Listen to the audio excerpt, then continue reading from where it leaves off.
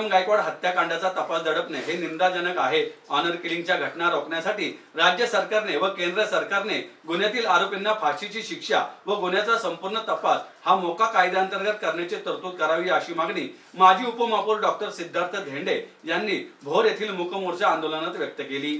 विक्रम गायकवाड यांच्या निर्गुण हत्या प्रकरणातील सर्व आरोपींना अटक करण्यात यावे तसेच या गुन्ह्याचा तपास ऑनर किलिंग अंतर्गत करण्यात यावा या प्रमुख मागणीसाठी बुधवारी भोर तहसील कार्यालयावर विविध आंबेडकरी पक्ष संघटनांच्या वतीनं मूक मोर्चाचं आयोजन करण्यात आलं होतं। या मोर्चात माजी आमदार जयदेव गायकवाड, ज्येष्ठ नेते वसंत साळवे, वंचित बहुजन आघाडीचे शहराध्यक्ष अरविंद तायडे, समाजवादी पक्षाचे शहराध्यक्ष जांबवंत मनोहर, नागेश भोसले आदी मान्यवर उपस्थित होते। भोर येथील धम्मभूमी येथून सुरू झालेल्या मोर्चाचा समारोप छत्रपती शिवाजी महाराज यांच्या पुतळ्याला पुष्पहार अर्पण करून झाला।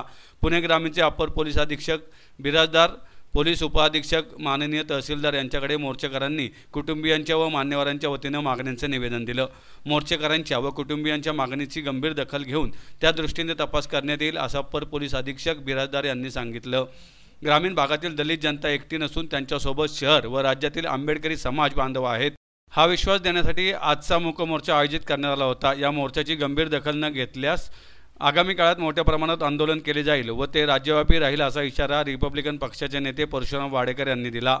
ऑनर किलिंगच्या घटना राज्यभर वाढत आहेत, त्या अनुषंगाने धोरणात्मक निर्णय घेणे आवश्यक असताना सरकार हेतुता दुर्लक्ष करत आहे। तसेच दलित व बौद्धांच्या हत्याकांडावेळी न्यायासाठी आंबेडकरी समुदायाला आंदोलन करावे लागते।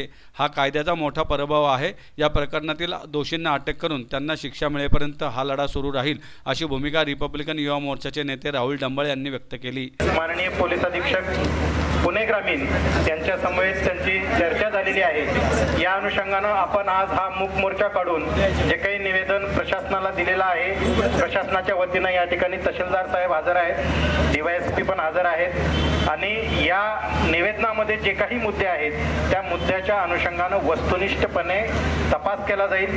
तपासामध्ये कुठलाही कोणाचाही हस्तक्षेप सहन केला जाणार नाही आणि जे काही मुद्दे आहेत, पुरावे आहेत त्या अनुषंगाने तपास पूर्ण करून एक चांगलं दोषारोप पत्र माननीय न्यायालयात सादर केलं जाईल। फास्ट ट्रॅक कोर्टाच्या अनुषंगाने आणि लवकरात लवकर केस कशी चालली पाहिजे या अनुषंगाने प्रशासनासोबत आम्ही चर्चा करूया। तसेच SIT बाबत जे आपण बोललेले आहात त्या संदर्भातही मी आज पोलीस अधीक्षक सरांशी चर्चा करेन आणि त्या संदर्भात पुढील तपास हा कसा चांगला होईल आणि दोषारोप पत्र चांगलं न्यायालयात कसं दाखल केलं जाईल याकडे मी स्वतः वैयक्तिक लक्ष देईन।